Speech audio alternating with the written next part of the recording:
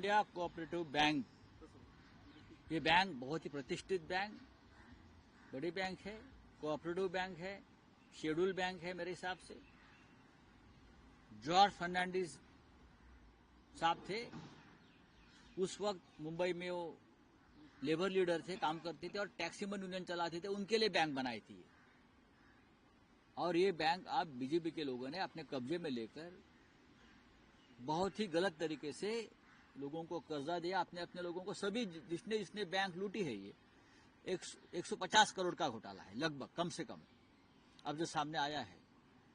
सभी बिल्डर जिनको पैसा मिला है वो बीजेपी के जुड़े हुए, बीजेपी को चंदा देने वाले लोग हैं। बीजेपी के एमएलए उसमें है महाराष्ट्र के।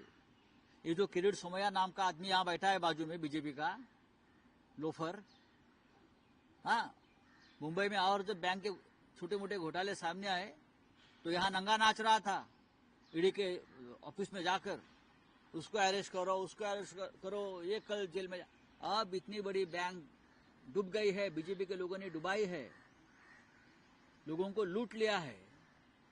अब कहां ये लोग, कहां है देवेंद्र फडणवीस जी, कहां ये किरीट सोमैया है, कहां, मुझे बताइए।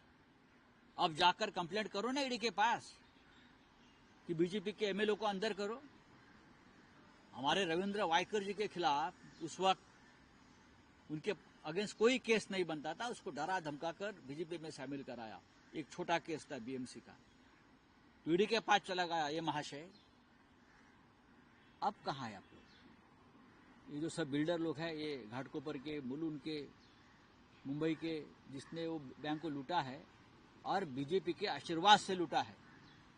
देवेंद्र फडणवीस को ये पता नहीं, मुख्यमंत्री को पता नहीं क्या चल रहा है। हाँ, कौन सा गृह मंत्रालय चलाते हैं ये 150 करोड़ का घोटाला है लगभग, कम से कम अब जो सामने आया है। सभी बिल्डर जिनको पैसा मिला है वो बीजेपी के जुड़े हुए, बीजेपी को चंदा देने वाले लोग हैं। बीजेपी के एमएलए उसमें है महाराष्ट्र के।